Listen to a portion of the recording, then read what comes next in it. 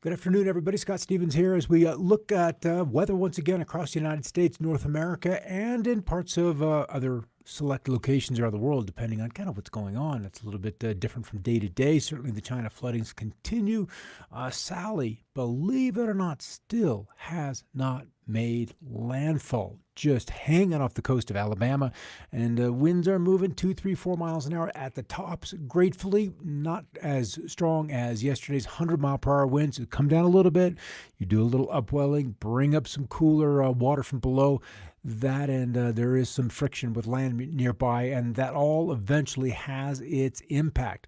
We'll start though with the sun, and solar cycle 25 is here, so says NASA, and you can see on the left the active sun with the numerous sunspots and the activity and so forth and so on that pushes out across the solar system and then protecting Earth from cosmic rays. But one we see on the right, what we have presently right now is a much quieter sun, allowing additional cosmic rays to come on in. We'll get into the cosmic rays aspect in another show because they are so crucially important to the development of low cloud cover.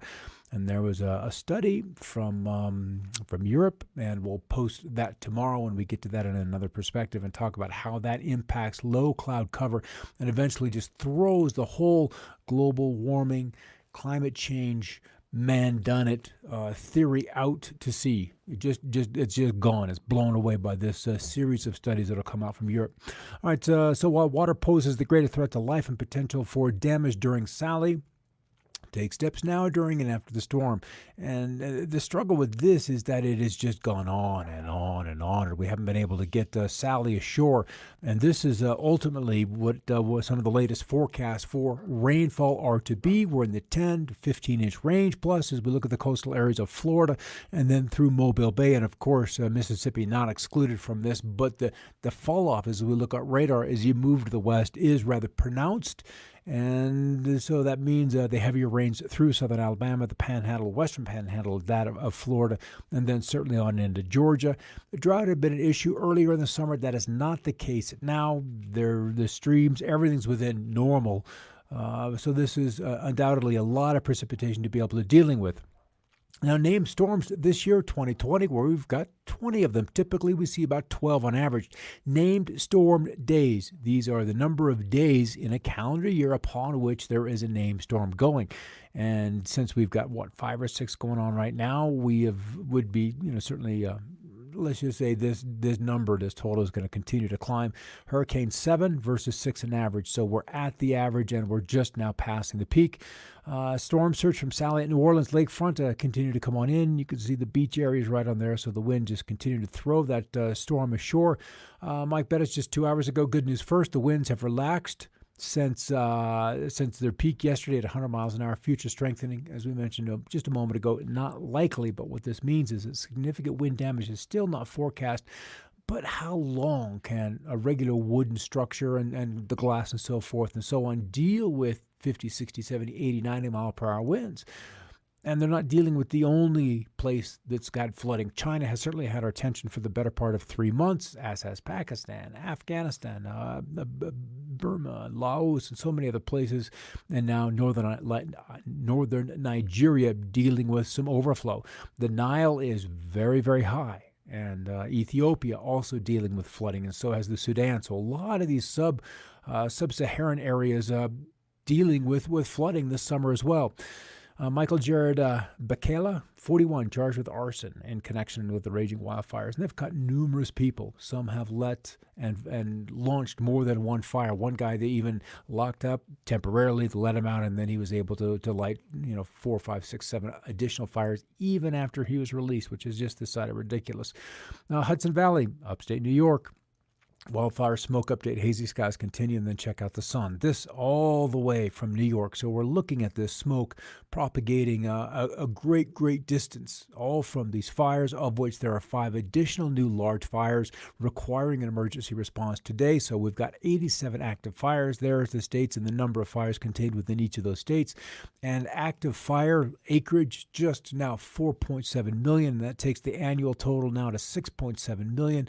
All of this from the National Interagency Fire Center, where they're just stretched to the limit. All right, forecast records. We've got the heat. We don't have the heat. Nothing too extreme. A little bit of cool weather as we see some Canadian air flushing southward across the mid-Atlantic and New England states over the weekend. And then just ahead of that, or out west, we're still at or near record temperatures in and around the lower Colorado River Valley, and also through the northern Rockies. Highest yesterday, 110 at Death Valley and Stovepipe Wells, California, 22 at Peter Sinks, Utah. Peter Sinks, Utah. They've shown up a lot, and they certainly were not on the menu when I was doing weather 20 years ago. So they must be a new regularly reporting site. Look at all these names. Sally just offshore, Teddy, good old Vicky sitting out there, and then Paulette, and then a couple of areas of potential interest here and there scattered across the Atlantic.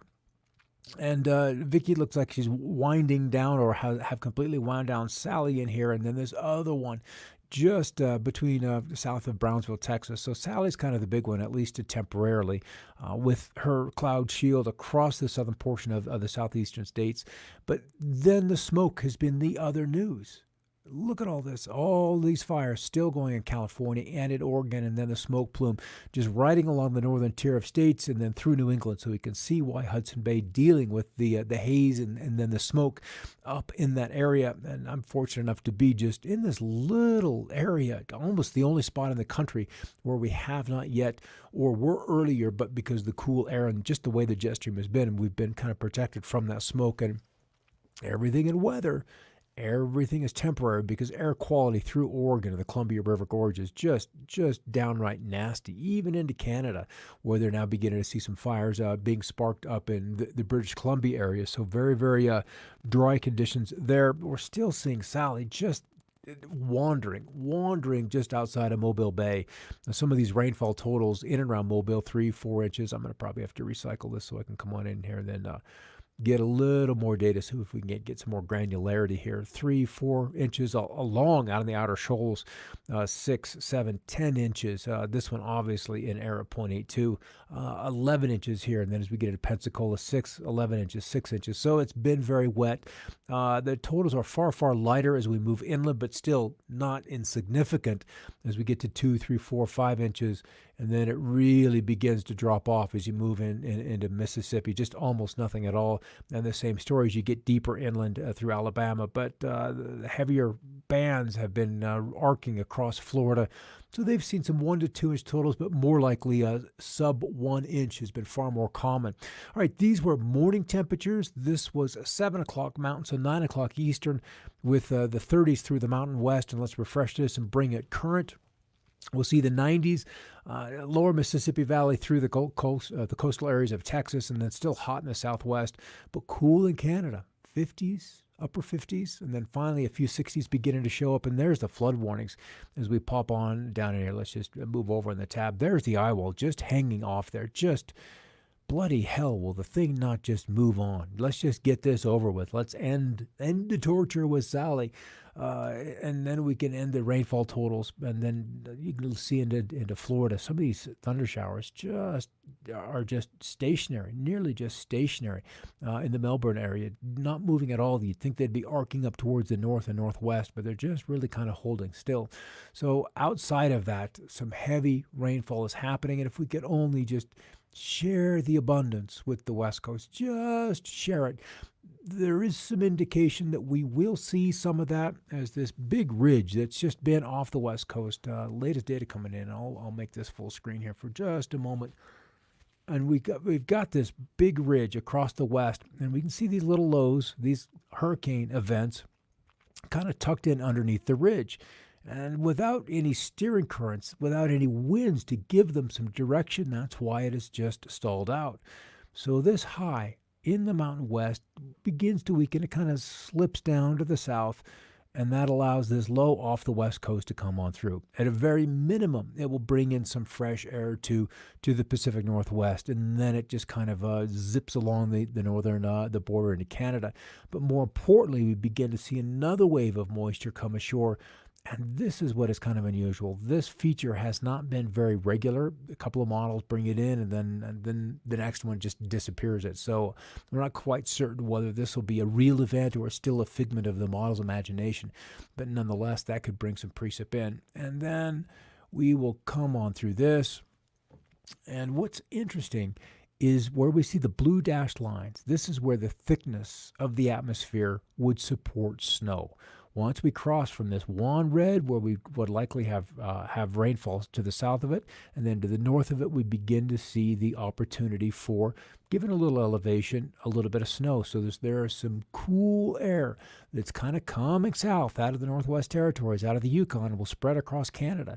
The farther north we get, the colder it will be as we move into the end of the week. And undoubtedly, a lot of these places where we've already got the leaves turning and those higher elevations, the leaves are probably not quite in full bloom, in full color, but nonetheless are very, very much on the way. And like the western U.S. had last weekend, they'll get their first hard frost. And then the Northwest, we just get sprinkles, just not a lot of water comes on in there.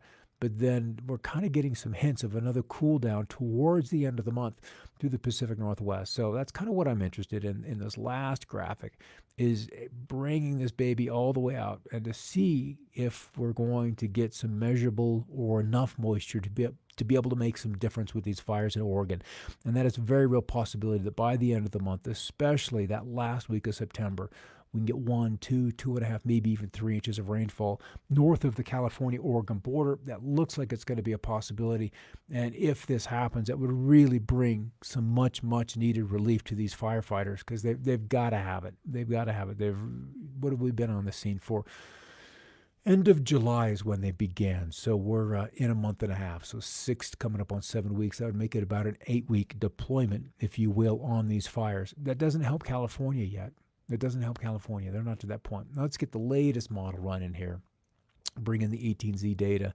And it eases back on the quantity through the Cascades, but it's enough that it would make a little bit of a difference. And some good rains in Texas and Oklahoma to continue on with what they have had was a nice break. They've had a really bad dry situation, and they had some good rains last week for several days. And if we can get that going again, we can, I don't want to say repair, but that's ultimately what happens with these pastures that have been so short of moisture since March and April. If we can get that moisture in the soils, then we can kind of send them off into the winter without too crazy a weather. See what you guys are saying off over there. Jody, hey, yeah, good to see you in Louisiana. This one is not made for you. That good old Sally is not made for you, and that's probably some sweet relief. That's enough. Louisiana's had enough this year. I'm safe from Sally. Laura's got 3 family members homes, and one of our businesses, but we're Cajun. It's not our first rodeo. Good for you. That's the spirit. That's the spirit. Death Valley down to 110. That's a cold front. Truly. And maybe at night, Karen, they were even dropping into the 70s. So that's the good news. Hopefully the smoke will stay north of us in PA. Sorry to the Northeast. But at least there it's diluted enough that it doesn't impact the breathing way too much. They have all these people, walking around with these bandana-type masks. And the threading on that is not enough to deal with the smoke, let alone COVID. So that just is more of a feel good for the folks out there that are going to call you out on mask wearing. It's just enough to keep you under the cover, but without really giving you any protection. All right, that's kind of where we are for the day. I'm going to see what was over here. We had the U.S. crop report in. All of that really kind of looks good. We're in good shape with that. The climate change the next 6 to 10 days, we're coming out on with above normal temperatures for the bulk of the country and even into central Canada after the next 5-6 days. So that's really, really good. We need that last push of warm weather to get us through the harvest that is nearly ready to be brought in.